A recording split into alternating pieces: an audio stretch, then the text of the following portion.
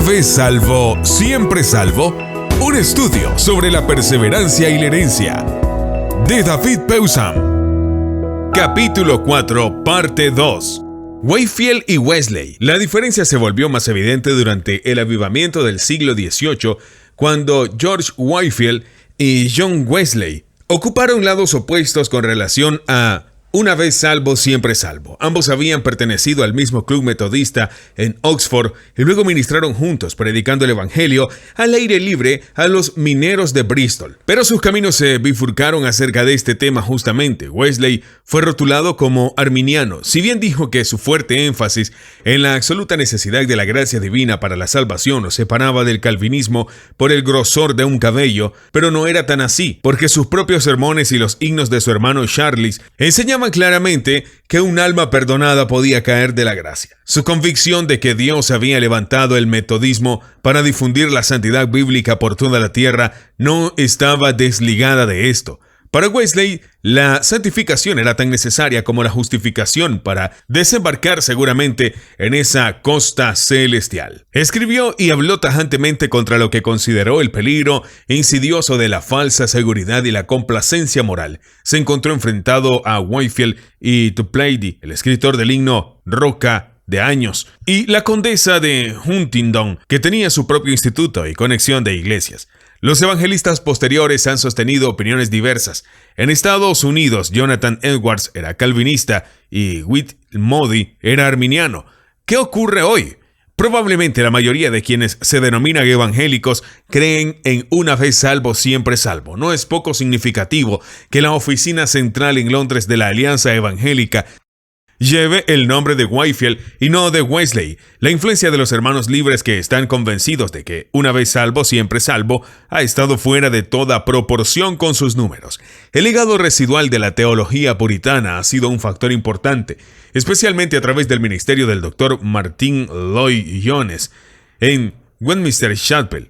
Su sucesor, el Dr. R.T. Kendall, ha escrito un libro con el mismo título que el mío, pero sin los signos de pregunta. Esto no significa que la mayoría de los evangélicos acepten los 5 puntos del calvinismo. El Dr. Jim Parker de Regent College en Vancouver ha argumentado enérgicamente que forman un sistema plenamente integrado en el cual cada uno depende de los demás y ninguno puede ser sustraído sin anular a los otros, porque los 5 puntos, si bien afirmados por separado, son en realidad inseparables. Van juntos. Uno no puede rechazar un punto sin rechazar todos.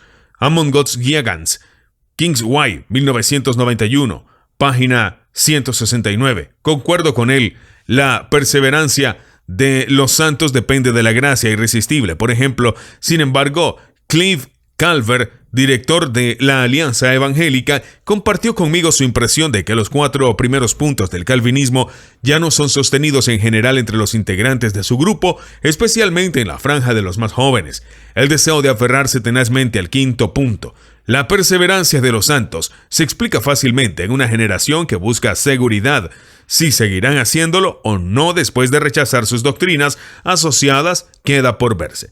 Sin embargo, el número creciente de evangélicos está siendo superado por una corriente cada vez mayor de pentecostales, particularmente en el tercer mundo. Si bien creen en el mismo evangelio básico y comparten la misma confianza en las escrituras, ponen énfasis especial en el bautismo y los dones del Espíritu en la experiencia contemporánea.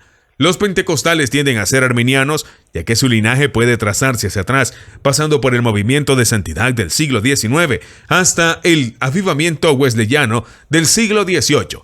Algunos pocos han adoptado la teología reformada, pero la mayoría no apoyaría una vez salvo, siempre salvo, excepto por omisión. El siglo XXI bien podría ser una tendencia a alejarse de una vez salvo, siempre salvo, en la que este libro podría jugar un papel diminuto, pero debemos esperar para ver. Las caras tradiciones de siglos no se abandonan fácilmente, aun con los rápidos cambios de moda en la escena contemporánea. Es prácticamente imposible abarcar 2000 años de historia en un breve capítulo, aun cuando cubramos un solo aspecto del pensamiento cristiano. El lector deberá juzgar si he dado una descripción justa, aunque no completa, pero pido que la crítica esté basada en la investigación histórica por sobre la preferencia doctrinal. Al recorrer los siglos, Me ha llamado poderosamente la atención el paralelo notable entre esta y otras doctrinas. Lo que surge es la inmensa influencia de Agustín, que sobresale por encima de todos los demás. Él ha prácticamente modelado tanto el pensamiento católico como el protestante, mediante Lutero y Calvino, hasta el mismo día de hoy. Sin embargo, pocos se dan cuenta del desvío radical que ocurrió tanto de la iglesia primitiva como del Nuevo Testamento, cuando él transfirió la teología desde un marco hebreo a un marco griego. Esto se ve más claramente en su actitud hacia el mileniarismo, la creencia de que un reino de 1000 años de Cristo en esta tierra presente intervendría entre su retorno y el día de juicio.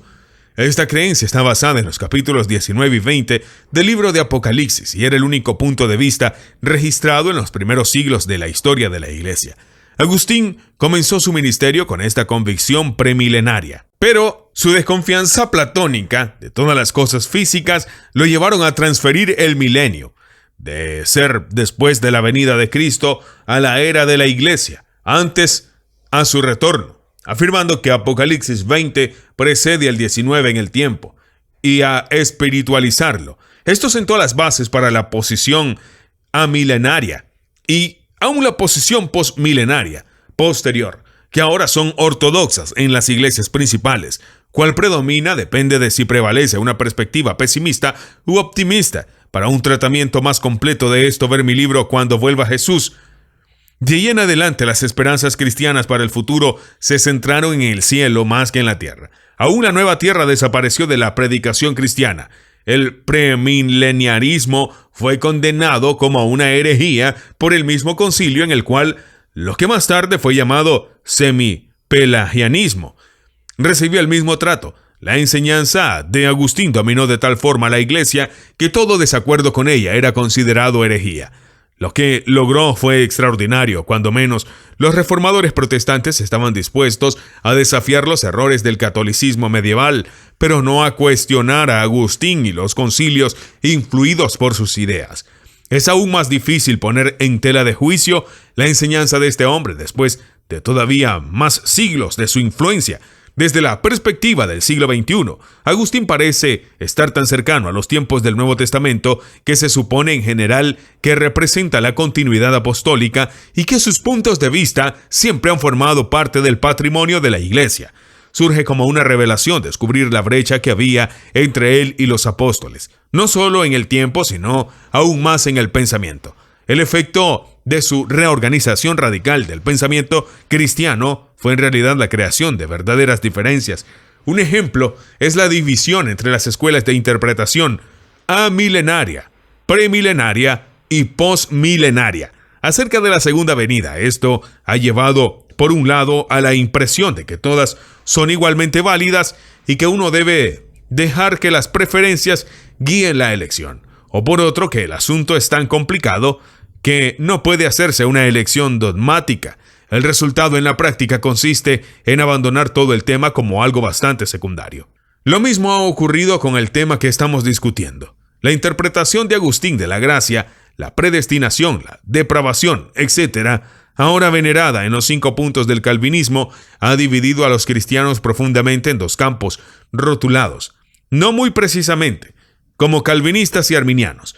Esto ha generado recriminaciones mutuas de infidelidad a las Escrituras y aún acusaciones de herejía.